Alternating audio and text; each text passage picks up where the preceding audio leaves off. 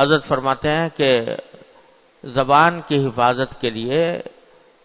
سب سے ضروری بات یہ ہے کہ آدمی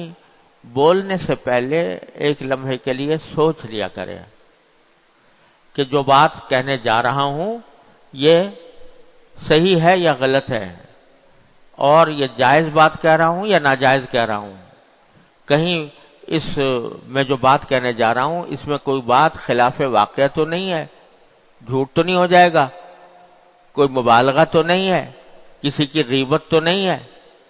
کوئی اور گناہ کی بات تو نہیں ہے. یہ سوچنے کی عادت ڈالے. یہ جو زبان بے تکان چل رہی ہے صبح سے لے کے شام تک غفلت کے عالم میں، یہ ہے بری بلا. اور اسی لیے حضرات صوفیاء کرام کے پاس جب کوئی شخص جاتا تھا اور جا کر اصلاح اپنی کرانا چاہتا تھا تو وہ اس سے مجاہدہ کراتے تھے یہ کہ باتیں کم کرو، باتیں کم کرو، کیونکہ جب زبان بے تکان چلنے کی عادی ہو جاتی ہے تو پھر وہ کہیں نہ کہیں جا کے گناہ میں مبتلا کرتی. حضرت مرزا مظہر جانے جانا رحمۃ اللہ علیہ بڑے درجے کے اولیاء اللہ میں سے ہیں، تو ان کی رہتے تھے دہلی میں،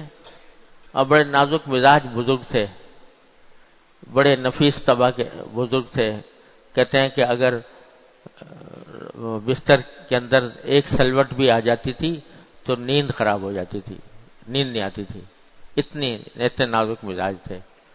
اور اللہ تبارک و تعالیٰ نے ان کی بڑے لوگوں کی آزمائشیں بھی سخت ہوتی ہیں، ان کو بیوی ایسی دے دی تھی کہ جو بالکل ہی ان کے الٹ تھی، یعنی سلیقہ نہیں تھا، مختلف بہت تکلیف ان کو پہنچتی رہتی تھی حضرت مرزا صاحب کو،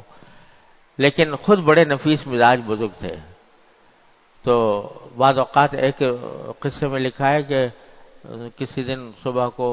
اٹھ کے فرمانے لگے کہ جس تکیے پر میں سر رکھ کے سو رہا تھا اس کے اندر دھاگے جو ہیں سینے جس سے سویا جاتا ہے تکیے کا غلاف، وہ ٹیڑھے دھاگے تھے، تو رات بھر نیند نہیں آئی. اتنے حضرت نفیس مزاج بزرگ تھے، لیکن مجاہدے بھی بڑے سخت ہوتے تھے. تو ایک مرتبہ ان کے پاس 2 طالب علم بلخ سے سفر کر کے دہلی پہنچے کہ حضرت مرزا صاحب رحمۃ اللہ علیہ کی حضرت مرزا صاحب کی صحبت کے لیے، ان سے اصلاح کرانے کے لیے. تو جب آئے تو جس مسجد میں حضرت والا تشریف فرما ہوتے تھے وہاں ایک حوض تھا، اس حوض پہ وضو کرنے لگے دونوں. حضرت بھی دور سے دیکھ رہے تھے، تو وضو کرتے کرتے دونوں طالب علموں نے آپس میں بات کرنی شروع کی اور کہا کہ بھئی یہ حوض جو ہے یہ تو ہمارا جو حوض ہے وہاں بلخ میں وہ ہماری مسجد کا وہ بڑا ہے. دوسرے نے کہا کہ نہیں یہ بڑا ہے،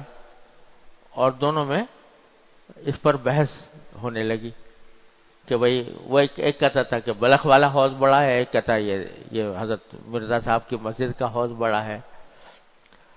کافی دیر اس میں ان کی آپس میں بحث ہوتی رہی. خیر نماز ہو گئی، اس کے بعد نماز کے بعد حضرت کی خدمت میں حاضر ہوئے اور اپنا مقصد ذکر کیا کہ حضرت ہم آپ سے اصلاح کرانے کے لیے آئے ہیں، بیعت ہونا چاہتے ہیں. تو حضرت نے فرمایا کہ بھئی بیعت بعد میں ہونا، پہلے اس قضیے کا فیصلہ کرو کہ یہ حوض یہاں کا بڑا ہے یا وہاں کا بڑا ہے. اس کا کچھ فیصلہ ہو گیا کہ نہیں ہو گیا؟ پہلے اس کا فیصلہ کرو. اب وہ بڑے نادم ہوئے، کہا کہ نہیں پہلے ایسا کرو کہ اس کو صحیح، اس کا فیصلہ پہلے کرنا ہوگا، اس کے بغیر بیعت نہیں ہوگی. اور کہا کہ جاؤ اب واپس، پہلے اس کو ناپو، اس حوض کو، اور ناپ کر پھر جاؤ وہاں بلخ، اور وہاں جا کے جس مسجد کے حوض کے بارے میں تمہاری بحث ہو رہی تھی اس کو ناپو، اور ناپ کر فیصلہ کرو کہ کون سا بڑا ہے کون سا چھوٹا ہے، پھر آنا میرے پاس. چنانچہ ان کو بھیجا اور وہ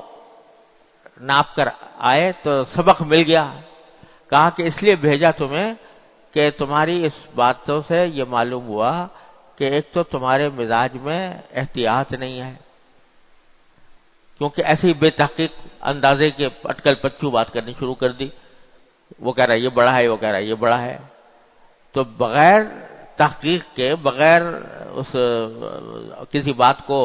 صحیح اس کے دلیل سے سمجھنے کے ویسے ہی اٹکل پچو باتیں کرنی شروع کر دی۔ دوسرا یہ کہ ایک ایسی بحث میں تم ملوث ہوئے جس کا نہ دنیا میں فائدہ نہ آخرت میں فائدہ۔ آخر حوض یہ بڑا اگر ثابت ہوتا کہ وہ بڑا ہے یا یہ بڑا ہے تو کیا حاصل ہو جاتا اس سے؟ تو فضول گوئی کی عادت ہے تمہیں،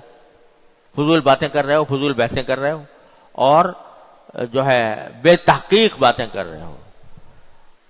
تو اتنا بڑا سبق دیا کہ جا کر واپس تو کیا ہو، ساری زندگی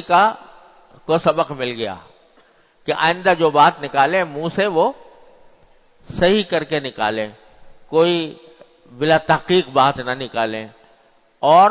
فضول بحث و مباحثہ جس کا دنیا میں کوئی فائدہ نہ آخرت میں کوئی فائدہ، اس کے اوپر دیکھو ذرا اپنی مجلسوں کا جائزہ لے کر ہم سب دیکھیں، مجلسوں میں بسا اوقات بحث مباحثہ اس طرح چلتا ہے کہ بلا وجہ کا کوئی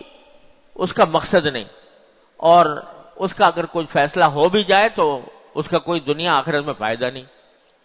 اس میں بحث و مباحثے کے اندر لگے ہوئے ہیں۔